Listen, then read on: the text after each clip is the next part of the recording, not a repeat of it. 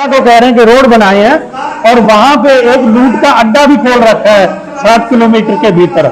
जो toll tax वहां से लोगों की जेब से जाता है, क्या वो सरकारी खजाने में जाता है? वो तो प्राइवेट फर्म को जाता है ना।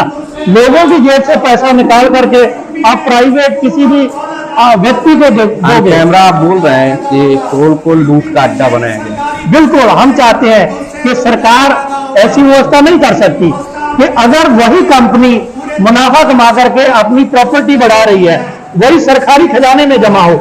जितने भी हमारे देश के टोल हैं, ये सरकार के अंडर होने चाहिए, चाहे वो राज्य सरकार है, चाहे देश की सरकार है, उसके अंडर होंगे। सरकारी खजाने में पैसा जाएगा तो जो पैसा वहां जमा होगा, हमारे देश की जो जनसंख्या है उसकी भलाई के लिए लगाया जा सकता है। तो देश में कई बार जो है बड़ी बड़ी कंपनियां हैं जो अपना पैसा लगाती हैं, तो वो टोल वसूलने का काम करती हैं। तो इतना पैसा देश को आएगा कैसे लगाएगी, कैसे देश में इतना निवेश करेगा और इतने बड़े बड़े जो प्रोजेक्ट हैं तो कैसे क्रियान्वित करेगा? जब हमारा देश गुलाम था तो अंग्रेजों ने बहुत पैसा यहां से लूटा। हमारा देश तो कंगाल किया ना। हमारा जब देश आजाद हुआ तब तो पैसा उतना नहीं था, लेकिन उस टाइम भी हमारे देश में इतने बड़े बड़े प्रोजेक्ट लगे।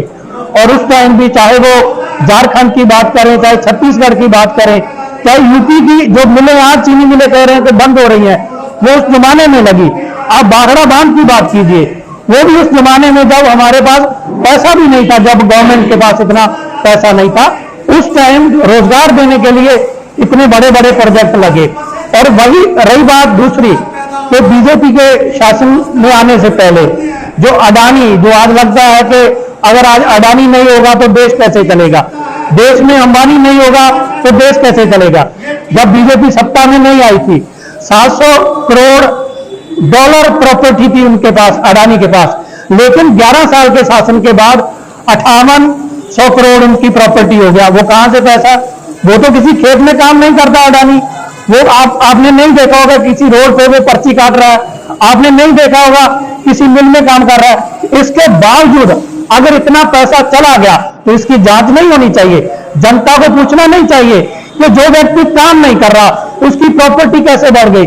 और जो ठेला चलाता है और जो रिक्शा चलाता है, जो ऑटो चलाता है, किसी बस का ड्राइवर है, कोई चाय की दुकान पे बैठा है, सुबह से लेकर शाम तक काम करता है, फिर उनकी आमदनी क्यों नहीं है? वो जो दिन ब दिन कंगाल होता जा रहा है, ये जांच करने की जरूरत है। इसलिए हम कह रहे हैं कि जो हमारे देश में अभी प्रोजेक्ट लग रहे हैं, ये कारपोरेट घरानों के लिए लग रहे हैं। वो चाहे देश के बंदरगाह हो, वो भी उनको दिए जा रहे हैं, चाहे एयरपोर्ट हो, वो भी उनको दिए जा रहे हैं, रोड है कॉर्पोरेट घरानों को दिए जा रहे हैं।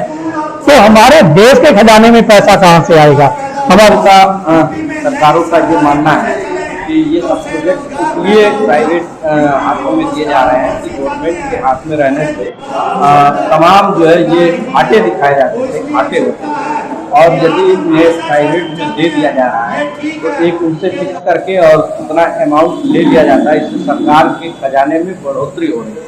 तो इसका सीधा मतलब तो ये है कि सरकार पूरे रूप से फेल है कि एक व्यक्ति किसी कारखाने को चलाएगा, वो उससे मुनाफा कमा सकता है, और सरकार जिसके पास पूरी की पूरी व्यवस्था है वो फेल हो रही है। तो इसका मतलब सरकार को सत्ता पे रहने का अधिकार ही नहीं है। एक मिल चलानी है, एक व्यक्ति चलाएगा वो मुनाफा कमाएगा, और पूरी सरकार चलाएगी वो फेल हो रही है। तो इस सरकार का मतलब क्या रह जाता है?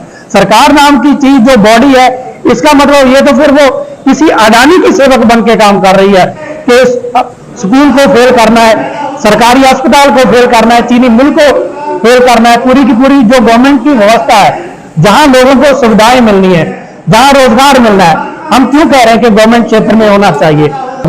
और जितने भी प्राइवेट सेक्टर में काम करते थे कहां चले गए उस टाइम? सबकी छुट्टी होगी, किसी के खाते में एक नया पैसा नहीं गया। लेकिन जो गवर्नमेंट सेक्टर में थे, कोरोना के काल में भी उनके खाते में तनख्वाह आई। इसलिए आज पूरे देश में नौकरियां बहुत कम है, 1.5% समथिंग नौकरियां हैं। तो इतने लोगों को नौकरी दे पाना कहाँ तक संभव है? बिल्कुल संभव है। हमारे देश किसी भी अस्पताल के बाहर जाइए, आप कितनी लंबी लाइन लगी हुई है। तो इसका मतलब लंबी लाइन इसलिए है ना कि वहां अगर डॉक्टर 10 चाहिए तो वहां डॉक्टर 1 बैठा हुआ है। स्कूल में कक्षा में 150 बच्चे हैं और वहां टीचर एक है, इसका मतलब कितने टीचर स्कूलों में चाहिए, कितने कॉलेज में प्रोफेसर चाहिए, अस्पताल में कितनी नर्स चाहिए और कारखाने को चलाने के लिए वर्कर कितने चाहिए। ये तो एक जो प्रॉपर प्लानिंग है गवर्नमेंट ने करनी है। अगर गवर्नमेंट व्यवस्था नहीं चलानी चाहती तो वो अलग बात है। ये तो सरकार की नीतियां रही।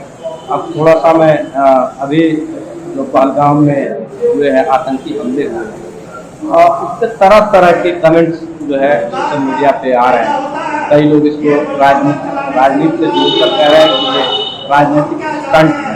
इस पे आपका क्या कहना है? देखिए, इसमें मेरा ख्याल से आज जो सत्ता पे बैठे हैं ना उनकी सुनने की जरूरत है और ना ही जो हम बोल रहे हैं उसको सुनने की जरूरत है। और खास तौर पर वो उस आतंकवादी घटना में जिनके परिवार के सदस्य चले गए उनको सुनने की जरूरत है। और चाहे वो हरियाणा की वो लड़की हो जिसका वो पति उसकी जान चली गई, चाहे गुजरात की वो फैमिली हो, बच्चा हो जिसका बाप चला गया, उसने क्या बोला है? यही बोला है ना कि वहां सिक्योरिटी के कोई इंतजाम नहीं थे। और यही बोला है ना कि देश में मीडिया और खासतौर पर बीजेपी के जो नेता माहौल बना रहे हैं, खासतौर पर कश्मीरियों के खिलाफ, उन्होंने कहा, किसी आम जनसाधारण लोगों ने नहीं कहा कि देश में जो हिंदू मुस्लिम वाला माहौल नहीं बनना चाहिए। इसके बावजूद अगर मीडिया और कोई नेता माहौल बना रहा है तो इसका मतलब साफ है कि वो सिर्फ सियासत करनी जानते हैं और जिनके सदस्य चले गए, जिनके परिवार के मेंबर चले गए, उनसे कोई हमदर्दी वगैरह नहीं है। और हम चाहेंगे कि देश में कोई भी इस तरह की घटनाएं नहीं होनी चाहिए, क्योंकि जिन लोगों के परिवार के सदस्य चले जाते हैं वो उनको ही मालूम हो सकता है कि वो दुख क्या होता है।